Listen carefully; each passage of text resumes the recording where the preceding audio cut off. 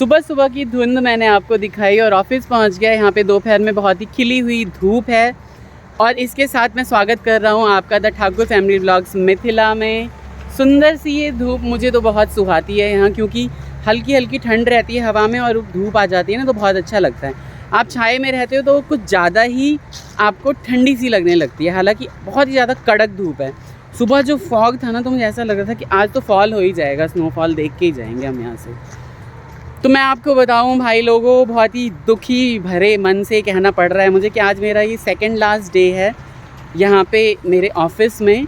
लेकिन ऑफ़िस हम आज ही आएंगे, मतलब कल नहीं आएंगे। कल हम होटल से ही करेंगे काम और उसके बाद फिर फ़्लाइट है 2 दिन बाद, उन सब चीज़ों की भी तैयारी करनी है। बहुत ही मन थोड़ा भारी हो रहा है। पहले तो लग रहा था नहीं इंडिया चले ही जाते हैं, फिर अब लग रहा है कि पता नहीं यार कब आना होगा। सुंदर सी जगह पे है ना, कोई भी ऐसी जगह। मुझे लगता है कि लोगों से बिछड़ने का दुख ना मुझे बहुत ज़्यादा हो जाता है। क्लाइंट हैं, ये इतने सगे नहीं हैं अपने, ये तो अपने मतलब इनकी जो पारिवारिक शैली होती है वो हमारी तरह नहीं होती कि माँ बाप साथ में रखें और बच्चों के साथ में रहें। ये भी इंडिपेंडेंट रहते हैं, बच्चों को भी रहने देते हैं।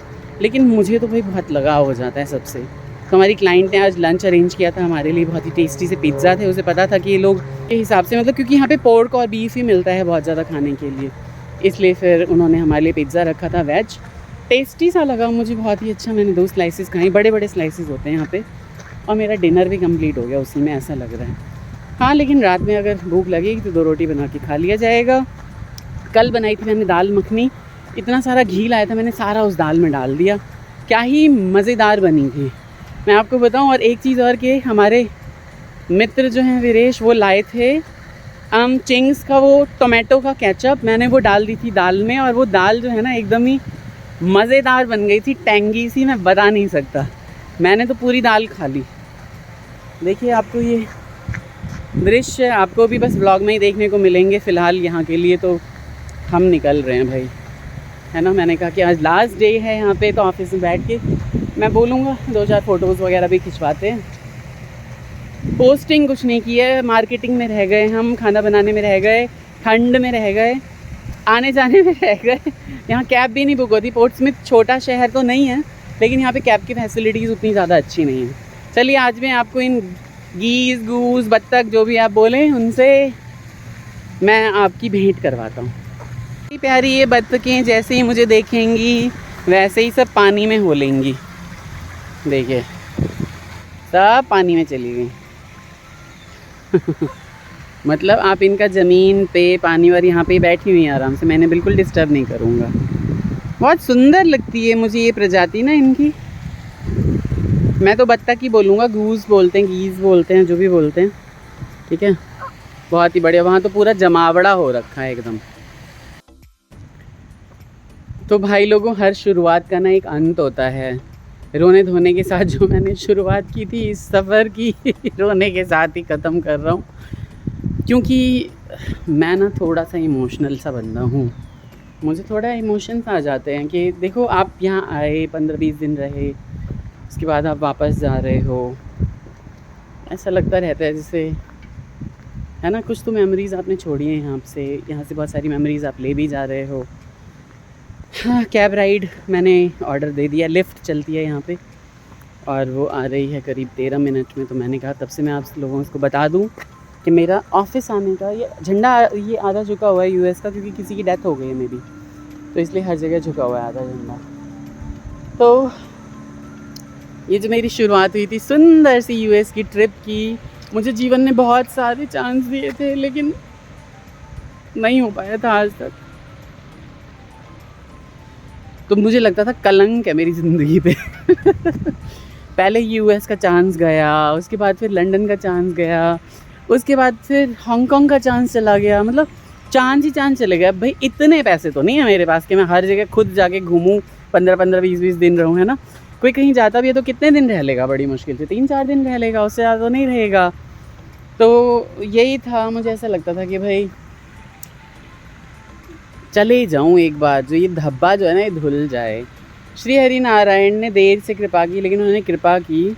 सबके लिए भगवान ने सोचा होता है, अच्छा बुरा जो भी है, समय बहुत बलवान होता है।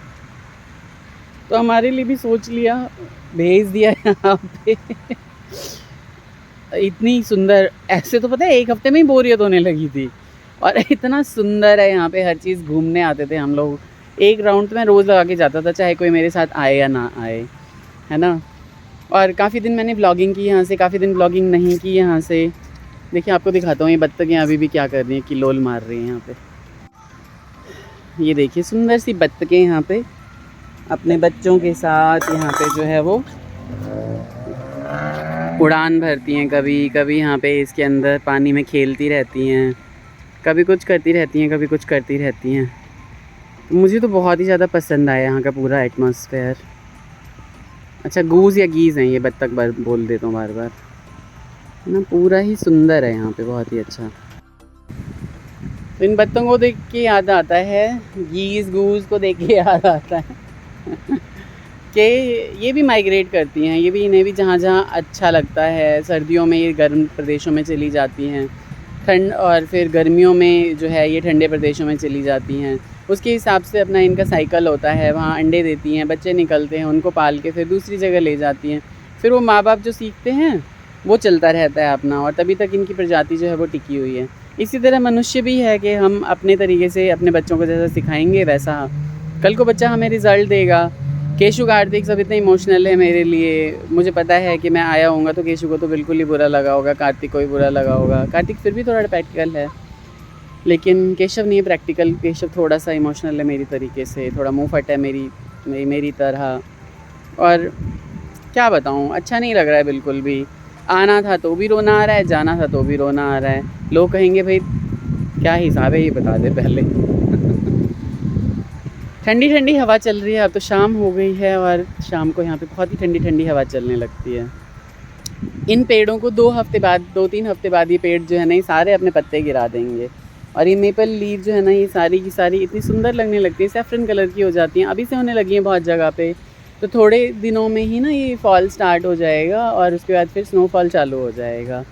बाकी घर जाके हमें फिर कुछ शॉपिंग करने जाना है। वैसे तो मैंने पैक कर लिया है, बैग वैग दिखाया नहीं आपको, बड़ी बुरी तरह पैक किया है मैंने, ठीक है। और कुछ चीज़ें वापस करने जाना है क्योंकि वेट बहुत ज़्यादा हो गया है।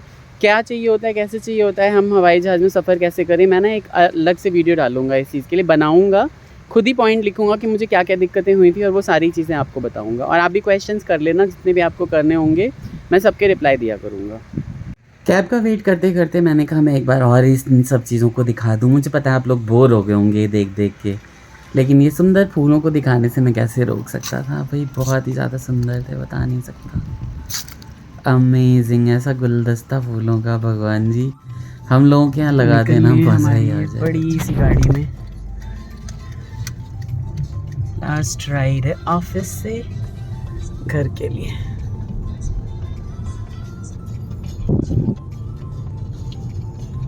ये देखिए भाई लोग, ऊपर छत देखिए ज़रा, सब गाड़ियों में होता है यहाँ पे।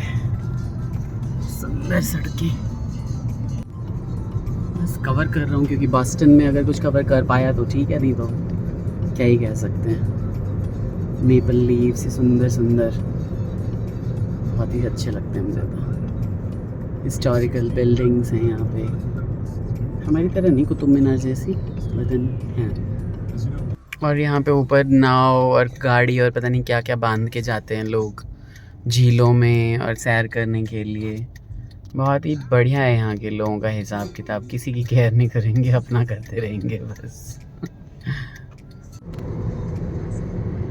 लिकर एंड वाइन आउटलेट है भाई लोगों ये। बस गाड़ी चल रही है तेजी में होटल की तरफ।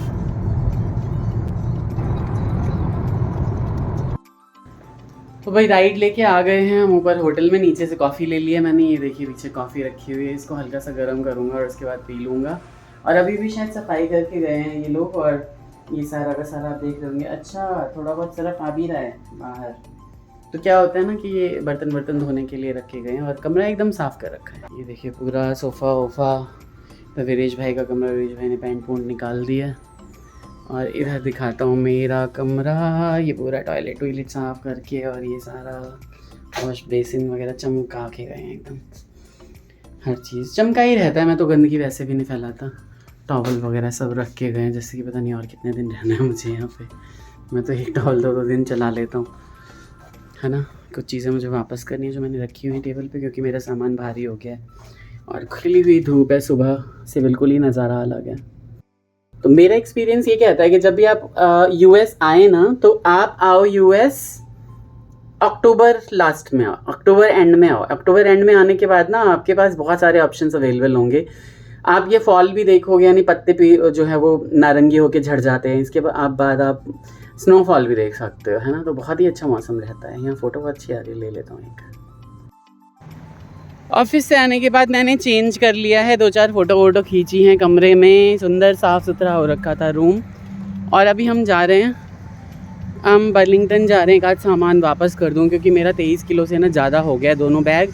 और मेरा चेक इन बैग मैं लाया नहीं हूँ घर से, मुझे नहीं पता था मैं इतना सामान ख़रीद लूँगा। नेक्स्ट टाइम मैं जब भी आऊँगा ना, अगर नारायण ने चाहा, चेक इन बैग लाऊँगा। भाई लोगों, चेक इन बैग ज़रूर रख के चलना। मुझे इंटरनेशनल फ़्लाइट की बहुत ज़्यादा इन्फॉर्मेशन नहीं थी, मैं इसलिए चीज़ें नहीं कर पाया प्लान अच्छे से। बट आप लोगों को मैं ज़रूर बताऊँगा अगर कोई मुझसे पूछेगा तो। अब मुझे सारा एक्सपीरियंस हो चुका है। तो जब इंडिया वापस चला जाऊँगा मैं तो याद करूँगा इन सड़कों को, कि हम यहाँ से कभी कभी वो देख रहे हैं सामने मैकडी है, मैकडी पैदल ही चले जाया करते थे। यानी 2 कदम की दूरी के लिए टैक्सी यहाँ पे $10 ले लेता है भाई लोगों। और वो इंडियन मेंटालिटी है ना कि हम कन्वर्ट करे रहते हैं पैसों में तो इसलिए हम पैदल ही चले आते हैं, थोड़ा वॉक भी हो जाती है। चीज़ें मुझे एक्सचेंज करानी थी, एक्सचेंज मैंने करा ली हैं। और वीरेश और मैं इधर उधर हो गए हैं, क्योंकि वो भी कुछ चीज़ें एक्सचेंज कराने गए थे और मैं भी इधर उधर घूम रहा हूँ। अब फिर से दोबारा बर्लिंगटन जा रहे हैं। देखता हूँ अगर कोई सस्ता सा मिल जाए ना यहाँ पे। अगर चेक इन बैग $100 $80 से कम है ही नहीं कोई चेक इन बैग। मतलब ये एक पेन है सच में। देखता हूँ अगर कोई मिल जाए मुझे, कोई केबिन बैग मिल जाए अगर $100 के नीचे, क्योंकि कोई भी केबिन बैग मैं देख रहा हूँ $100 से कम है ही नहीं। इतने में तो मैं 3 बड़ी बड़ी अटैचियाँ ख़रीद लूँ वहाँ पे तो इसलिए नहीं ले रहा हूँ। नेक्स्ट टाइम वहीं से परचेज़ करके लाऊँगा। देखते हैं बर्लिंगटन में कुछ मिलता है अगर तो।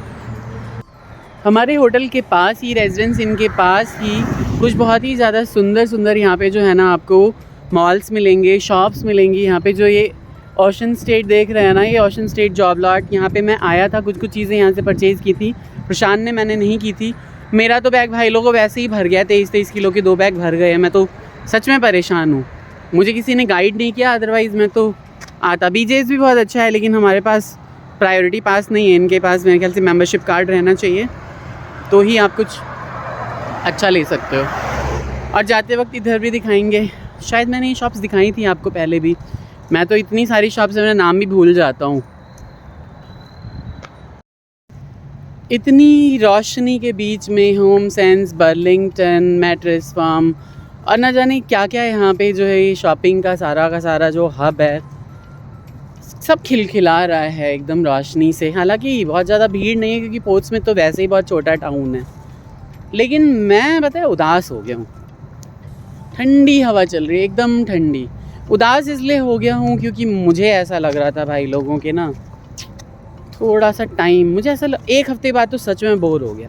लेकिन अब देखो ना, ऐसा लग रहा है ऐसे अब जाने के 2-3 दिन ही बचे हैं, तो मुझे बहुत बुरा सा लग रहा है। तो यहाँ देखिए सुंदर सुंदर ये क्या होम सेंस तो भैया ख़रीद नहीं सकते हम लोग, बहुत ही ज़्यादा महंगा है। एंड देन बर्लिंगटन बहुत अच्छा लगा था। मैंने कुछ चीज़ें यहाँ से ली भी हैं, कुछ चीज़ें नहीं ली। भगवान ने बुद्धि दे दी जो नहीं ली, जगह ही नहीं थी भाई लोगों, सच में। ये कितना सुंदर है हर चीज़ यहाँ पे। हाँ, तो मैं फिल्माना ही भूल गया और मैंने लिया है मम्मी के लिए बड़ा प्यारा सा रोजेटी का एक बैग। अगर मैंने प्रोनाउंस गलत किया है तो मुझे बता देना, इतना मैं ब्रांडेड आदमी नहीं हूँ, मतलब ब्रांड लेने वाला। मेरा तो ये रहता है कि बस, और ज़्यादा महंगा भी नहीं आया, $30 से नीचे ही है। तो शायद ज़िंदगी में सबसे बड़ा इतना महंगा बैग मैंने ख़रीदा हो, मतलब पर्स ख़रीदा हो लेडीज़ के लिए। नॉर्मली इंडिया में तो हमें 1600-1700 रुपये में बहुत ही अच्छे मिल जाते हैं, बट मुझे ले जाना था मॉम के लिए। आखिर माँ ने ही मुझे बनाया है ना, मुझे मम्मी की याद भी आ रही है। बर्लिंगटन के ऑपोजिट बिल्कुल ये Whole Food, TJ Maxx, Home Goods और इतनी सारी शॉपिंग की चीज़ें हैं ना। हम आए थे, मैं प्रशांत के साथ आया था यहाँ पे अपने AVP साहब के साथ, लेकिन फिर ये रहा कि अब हम बैग ही भर चुका है मेरा भाई लोगों, मैं कुछ नहीं ले सकता। तो अगली बार से मुझे ये भी पता चल गया है कि मैं निकलूँ मैं होटल की तरफ वापस, अगली बार से पता चल गया है कि मैं वहाँ से क्या लाऊँ और यहाँ से क्या ले जाऊँ। ये एक्सपीरियंस जो है ना वो बहुत ज़्यादा बड़ा है, अनुभव बहुत बड़ी चीज़ होती है।